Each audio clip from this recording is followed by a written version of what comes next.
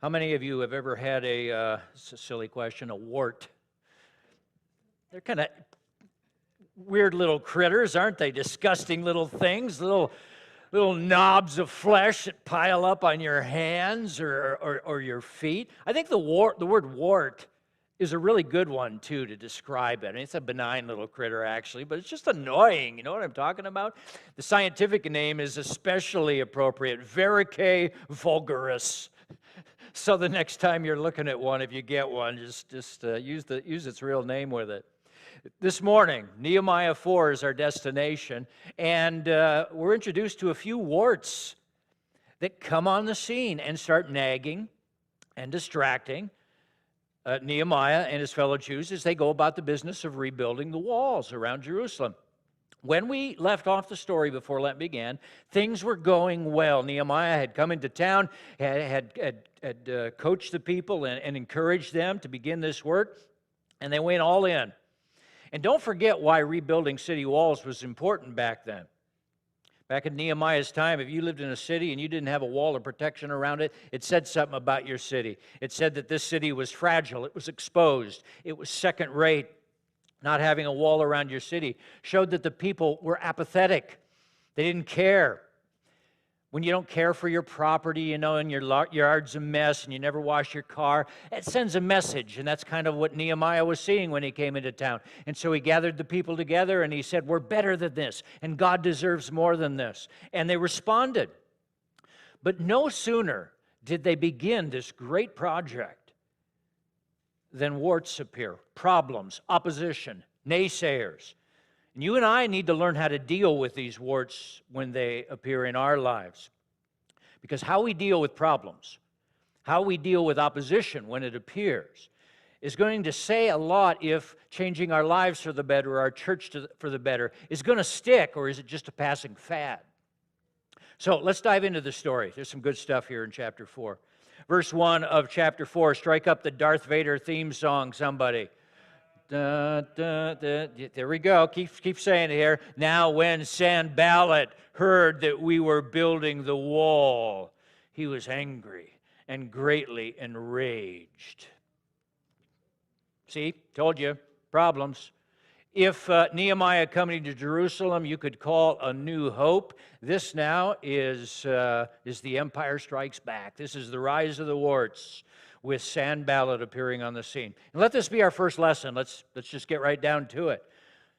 Ordinary life is filled with problems. That's your first fill-in on your note sheet. Ordinary life filled with problems. You can take it to the bank if you aspire to put your life in a new and better direction. If like Nehemiah, you allow a new vision to awaken within you, and then you come up with a workable plan to make it happen. Before you achieve that, something's going to arise to try and knock you off the path and to set you back on your heels. It happens every time. You're reading Nehemiah's story, and you might think, this just isn't fair. Nehemiah has done so much just to get to this point. Think back to his story, if you remember it, when his brothers first came to him in chapter 1 and told him the condition Jerusalem was in. And his heart was broken. He had to work through his fear and his sorrow and his anguish. Then he had to go to the emperor, remember that? And he had to ask permission to go. And then it was a 1,000-mile journey to Jerusalem. And in making this journey, what he was doing is he was saying goodbye to a life of ease and security. He had his life set, and he was willing to sacrifice all of that. And you might say, and this is how God rewards him for this sacrifice? If you think this way about God, if you think this way about life, you're not thinking the right way. When Janice and I went to California a few years ago and took that crazy leap of faith, I have to admit, subconsciously, I had the thought that because we were making this outlandish sacrifice, that God would somehow roll out the red carpet for us. And instead, we experienced the Red Sea right away. And I called on a pastor friend to pray for us, and he said, well, before you get your promised land, there's always a Red Sea. It's like a dairy farmer friend of mine said in my first church in Minnesota, the only problem with milking cows is they never stay milked.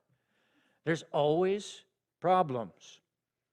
businessman. He's at a hotel. He's having breakfast, but his phone is blowing up in his hands. He's got people calling on him with all kinds of issues. And he finally just leaves breakfast, runs out of the hotel, flags down a taxi. The taxi driver says, "Where to?" He says, "Anywhere. I've got problems everywhere."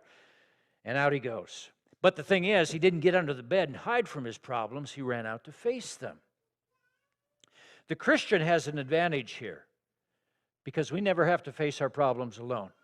And Nehemiah understood this. And notice, what is his first response when these warts, Sanballat and Tobiah, appear? His first response is, he prays. Verse 4, check it out. "Hear, O God, for we are despised. Turn back their taunt on their own heads. Give them up to be plundered in a land where they are captives. Do not cover their guilt. Let not their sin be blotted out from your sight, for they have provoked you to anger in the presence of the builders." The first step when you face a problem, take it straight to the Lord. Let this be your reflex. Let this be your instinct.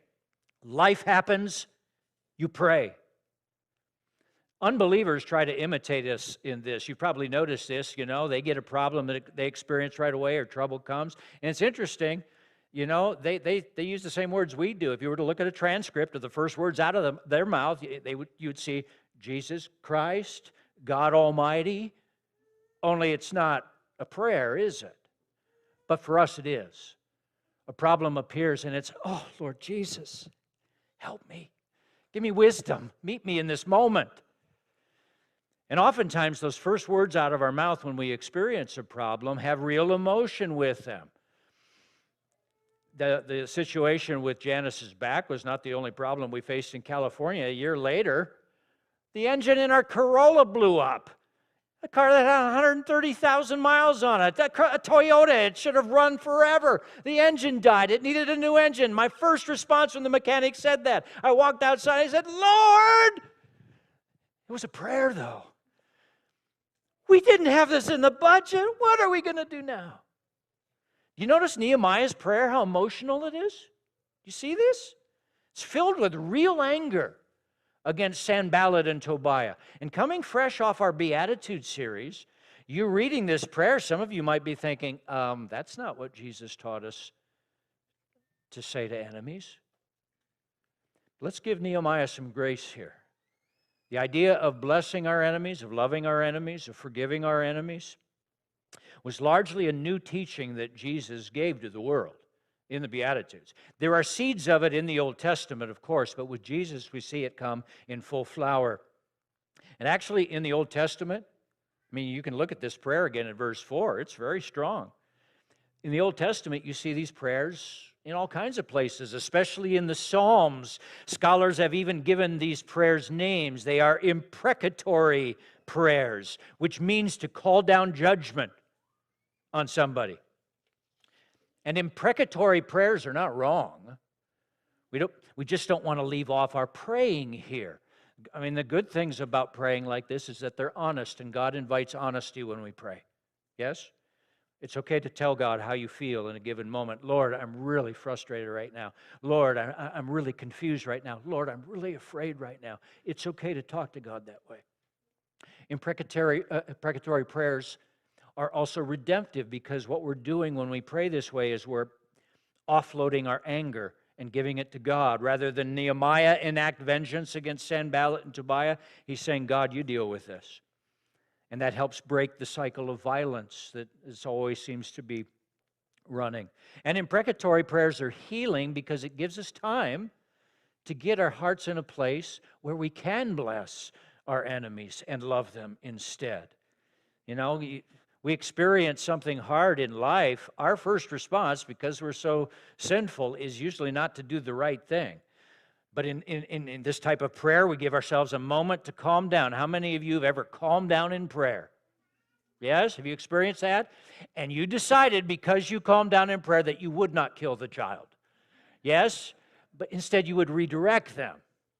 You would not cuss out the boss, but you would say, "Yes, sir. Yes, ma'am." So Nehemiah, facing the ridicule of Sanballat and Tobiah, first goes to God in prayer, so that what he says and does next is the right thing. And for him and the rest of the Jews, it was to keep on building. Verse 6. So we built the wall, and all the wall was joined together to half its height, for the people had a mind to work. So don't grouse about your problems. Instead, rush out and meet them head on. Now, flies are coming back. Killed my first fly yesterday. Must mean summer's on the way. Stink bugs too. And I hear there's these nasty critters coming any day now. We only had a few of them in Connecticut. Is it really bad here? Cicadas? Anyway, when you shoo a fly away, does it just stay away? No. What's it do? Circles back. Figures you're just being nice to it. That's what Sanballat and Tobiah do now. They double down on their opposition. Look at verse 7. But when Sanballat and Tobiah and the Arabs and the Ammonites and the Ashdodites heard that the repairing of the walls of Jerusalem was going forward and that the breaches were beginning to be closed, they were very angry. Oh, first they're angry, now they're very angry. It sounds like how our kids behave sometimes. I remember when Hannah said once, "I'm getting very upset with you." And I think I said to her, "I can handle upset, but very?" Verse 9. And they all plotted together to come and fight against Jerusalem and to cause confusion in it. And we prayed to our God, there's the prayer again, and we set a guard as a protection against them day and night. Here's a third lesson in the story. Instead of seeing problems as obstacles to stop you, see them as opportunities to grow you. See problems as opportunities to grow you. This is a critical juncture for Nehemiah in the story. Their enemies came out first with what we might call low-level heat. Ridicule, jeering, name-calling. It's like Little League, when you stand at the plate. What do you, did they still do this? What do they do when you're standing at the plate? What are you supposed to do, you in the infield? Give me some of it. Yeah. Now, when you're doing that, what are you supposed to do as the batter? You're supposed to throw down your bat and go, you stop that. You're not being nice. What would you say as a coach? What are you supposed to do? Just keep focused. You just look at that ball. You just look at that pitcher, and that's what Nehemiah does. Same thing when we receive ridicule as Christians. That's low-level heat. Just give it to God. Ignore it. Let it pass right through you, and you keep your eyes on the ball. You keep your eyes on God. Jude 18 says, in the last days, there will be scoffers. We're certainly seeing that today, right and left. Keep your eyes on the ball. But now, Nehemiah's enemies, they bring the high heat. Serious, life-threatening opposition. And if Nehemiah quit at this moment, if he stopped the work, put down their trowels and their bricks, if they stopped the work, it would have been better for Nehemiah not to have come at all. Janice and I have taken a few vacations down to Cancun and Tulum down in Mexico. And we love going for walks on those beautiful beaches off the resort and looking at that bright blue water. But it's interesting, if you've been to Mexico, you've seen this. You don't have to walk very far from wherever you're staying, and you will see the ruins of other resorts that are only half built. And it's so sad because there is nothing sadder than seeing an abandoned dream right before your eyes. So what do you do when the opposition doubles down on you? You don't quit. You double down on your commitment and the work that you're giving. This is not an obstacle to stop you. This is an opportunity to grow you. What we're talking about is something has got to change up here and in here. We're talking about your perspective. We're talking about the way we look at life. We're talking about our attitudes, the way we respond to life. Not many people remember this about John F. Kennedy, but before he became president, he was a war hero. And a newspaper reporter one day asked him, "How did you become a war hero?" And he said, "Easy. Someone sunk my boat." Now, for a lot of people, the sinking of their boat means that's the end of the line for them. I'm done. For somebody like a JFK or a Nehemiah, the sinking of the boat, you know what that means? Means, okay, now we explore some new options. Now we find a new way. As long as there's life, there's hope. Say that. As long as there's life, there's hope. I love verse 9. And we prayed to our God, and we set a guard as a protection against them day and night. Notice how praying and working goes hand in hand. Proverbs says, commit your work to the Lord, and your plans will prosper. There it is, prayer and work side by side. Yes, God fought Israel's battle every time they went to war, but she still had to take the field. If you're not willing to take the field, if you're not willing to do what God directs you, then better not to even pray at all. We got to get this straightened out first, and then this. And so, how does a Nehemiah think? How does a John F. Kennedy think when life throws things at them? If you're the kind of person who usually sees problems as obstacles to stop you, but you want to change, you want to see them as opportunities to grow you, what can you do? Here's 3 suggestions that come right out of the story. And the first thing is this. First, you have to tamp down no can-do thinking. You got to tamp down no can-do thinking. Look at verse 10. We'll read 10 to 12. In Judah it was said, the strength of those who bear the burdens is failing. There's too much rubble. By ourselves we'll not be able to rebuild the wall. And then our enemies said, they will not know or see till we come among them and kill them and stop the work. Now, verse 12, I'm going to read from the NIV because it's a little clearer than the ESV, which we usually preach from. Verse 12 says, then the Jews who lived near them came and told us 10 times over, wherever you turn, they will attack us. Do you notice in these verses all the negative thinking? Do you notice this? They're getting it from inside the camp. They're getting it from outside the camp. And notice also in these verses the exponential power of grumbling. They told us 10 times over, whatever you do, wherever you go, it's not going to work. This is what happens when someone starts complaining. Have you ever noticed it? One complaint, one rumor, one bit of gossip. And then the avalanche begins till the original complaint is multiplied 10 times over. And fear overspreads like a virus.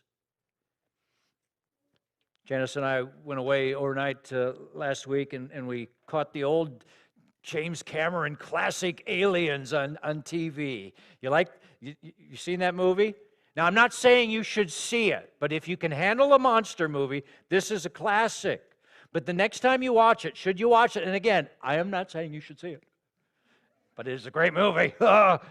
Next time you watch it, I want you to see it as a leadership movie. It's a study in how leaders face problems. Because Bill Paxton, a young Bill Paxton, plays a Marine who is like the cowardly lion. Remember that scene? And after the aliens first attack, and Sigourney Weaver's Ripley's trying to get the team together again, they've just got nailed by the aliens. Bill Paxton calls out, I don't know if you've seen current events lately, but we just got our butts kicked, man. Game over. That's pretty good, isn't it? That's pretty good if you've seen that scene. Game over. We're toast. Oh. And then Ripley gets all Nehemiah on him. And she has to shut him down and shut him up. And she takes over the surviving platoon and starts to bark out orders. And that's what Nehemiah does here. But first, you got to tamp down the no-can-do attitude. We got some serious challenges here at Bridgeway. We're not out of the woods yet by a long shot. We know we only get this building for 5 or 6 more months. You know, we could start to hear the complaint. We're toast, man. Tamp it down. Tamp it down. And then move on to the second suggestion the story teaches us. If you want to be the type of person who doesn't see problems as obstacles to stop us, but opportunities to grow us, then you got to do this. Always believe there is a way forward. Always believe there is a way forward. There are answers. There are solutions. So in response to this mob of Bill Paxtons that are around him complaining and grumbling, Nehemiah wastes no time in showing the way forward. Look at verse 13. So in the lowest parts of the space behind the wall, in the open places, I stationed the people by their clans, by their families, with their swords, their spears, and their bows. I love this verse. Remember, this is the man who has taught us the 7 P's of planning. This is the man who has taught us to recognize the contribution of every member of the community in chapters 2 and 3. And as we get back to the series for the next month, you might want to revisit the website and just check out some of those old teachings from a few months ago, just to remind yourself of what we covered. Man, this book of Nehemiah has been great. Nehemiah knew that failure was not an option, that there had to be answers and solutions to these threats. And so what he does in verse 13, he's getting all Ripley with them. He's telling them what to do. He puts them in families. Why does he do that? He knows they'll fight better with they're around those that they care for and love. He gives them the weapons that they need so they can defend themselves. And then he says he stations them. There's a strategic way in which he positions them on the wall. Look at how his mind is just like, there is a way forward. John Maxwell, again, in his great chapter on problem solving, Developing the Leader Within You, we read this book last year. I love this quote. He says, perhaps the most important problem-solving skill that I have learned and practiced over the years is mental agility. I am always looking for answers, and I always believe I can find them. I'm always convinced that there is more than one solution to any problem. Any leader who can shift his or her thinking from, is there an answer, to there is always an answer, to there must be a good answer, has the potential to become not only a fantastic problem solver, but also a change agent for opportunity. Whew, preach it, brother. And history is chock full with people like this. Another great Maxwell paragraph. Bury a person in the snows of Valley Forge, and you have a George Washington. Raise him in abject poverty, and you have Abraham Lincoln. Strike him down with paralysis, he becomes Franklin D. Roosevelt. Oppress him in a society filled with racial discrimination, and they become a Booker T. Washington, a George Washington Carver, a Martin Luther King Jr. Problems don't have to break us, they instead make us. There is always a way forward. Here's the third suggestion if you want to be this kind of person, for whom problems will not stop you, but they'll grow you. Dedicate yourself to becoming a master of encouragement. Dedicate yourself to becoming a master of encouragement. Verse 14, and I looked and arose, and I said to the nobles and to the officials and to the rest of the people, don't be afraid of them. Remember the Lord, who is great and awesome, and fight for your brothers, your sons, your daughters, your wives, and your homes. What's this? It's the exponential power of encouragement. Just as complaining can become contagious, so can encouragement. What are you doing when you encourage? What are you trying to instill in a person's heart? Courage. One man, one woman, standing among their peers, getting all Braveheart with others, saying, don't yield, don't wilt, don't quit, we can do this. And suddenly, courage starts to swell in the hearts of the others. And this same thing is needed as we serve the Lord. Man, we are in a fierce battle in our culture today, and the resistance is fierce, and the temptation to give up or to change our mind about things, it's all over the place. We need to start hearing from every quarter at Bridgeway voices declaring, remember the Lord, my brothers and sisters. He's with us. He's going to use this church. So get involved, use your gifts, make a difference. Come on, fight for the Lord. Don't let the devil have his way. Don't let the devil have this community, have your family. Make a stand. We will succeed, for God is with us. Hebrews 3:13 says, encourage one another monthly. Do you know the verse? Encourage one another daily. Daily, because we need encouragement daily. Can't go on yesterday's manna. Yesterday's revival can quickly lead to a deep, dark valley. Encourage one another daily. Say that. Encourage one another daily. Flood the post office with your letters and cards to people, or email, or find some way. Dedicate yourself to having people over a couple, 2-3 times a month. In church on Sunday, if you know somebody did something well or it needs encouragement, you give them that pep talk. You speak life into them. Encourage one another daily. Stop seeing problems as obstacles to stop you. We've got to start seeing problems as opportunities to grow you. And brothers and sisters, I'm preaching to myself here.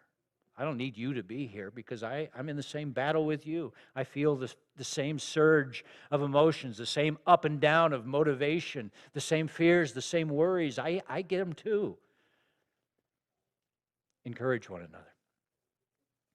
One final lesson in this chapter about how to thwart the warts of problems and opposition. Here's the final lesson that this chapter teaches us. Rally toward unity in the face of problems. Rally toward unity in the face of problems. Verse 15. Or the next verse, wherever we're at. I don't have my Bible open here.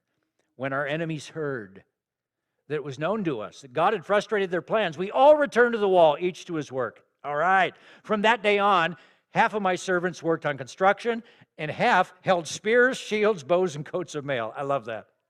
And the leaders stood behind the whole house of Judah who were building on the wall. Those who carried burdens were loaded in such a way, picture this, that each labored on the work with one hand and held his weapon in the other. And each of the builders had his sword strapped at his side while he built. The man, now pay attention here, the man who sounded the trumpet was beside me. Nehemiah is writing this himself. And I said to the nobles and to the officials and the rest of the people, the work is great and widely spread, and we're separated on the wall, far from one another. In the place where you hear the sound of the trumpet, rally to us there. Our God will fight for us. We have to stay united and face these problems together if we're to overcome them. Church work is like this, isn't it? There's so much that goes on in a church, and we're just like the Jews here in the story. We're all spread out. We're all working on different parts of the wall. I mean, just shout out right now different ministries that we could be involved in. Just whatever comes to mind. Bridge Kids. Missions. Elders. What ministry? Women's ministries. And why was it like men's ministry? Yeah. There are rumblings in men's ministry. Just saying. Got together with Nick and Matt for a good strategic conversation. We're praying. Other ministries. Bridge Helps, Future Diaconate. Sunday Strong, everybody do this. Come on, everybody. Come on. Matt's sitting there like this. Sunday Strong, everybody should do their part. See, we're all spread out on the wall, and we're all doing our thing. And see, what happens in church life, and those of you that have been in churches for most of your life, you know this is true. We get myopic. We get tunnel vision. We start getting possessive about our part of the wall. What are you talking about the worship team here? Don't you go after my worship team? And we just start defending our turf. No! Nehemiah says, wherever you're needed, wherever you hear the sound of the trumpet, rally together. And that is, that in that sense of unity is how we'll fight this and move forward. We need each other. We can't do it alone. I could never be a football coach and shout very long because my voice would just disappear. I read about a group. I might have shared this in a sermon last year, but it just makes me laugh every time I remember it. There's an actual group out there that's called the Stone Age Society. Did I ever tell you about the Stone Age Society? And they get together and they cook wild game that they've caught with spears over open fires, and they dress up like Fred Flintstone in animal skins, and they carve out Stone Age spears. And the Stone Age Society has a motto. Not ooh-ha-ha. No, this is a more noble sounding and eloquent motto. Are you ready? Too long have I hunted mammoth alone. Turn to your neighbor right now and in your best James Earl Jones voice say, "Too long have I hunted mammoth alone." Hey, if it's true for a Stone Age hunter, it's true for a follower of Jesus. We face problems and challenges together, side by side. This is how we push back at the opposition that rises against us and the problems that present themselves before us. If we want to seek to build up our lives for the better, our church for the better, Nehemiah has shown us the way forward this morning.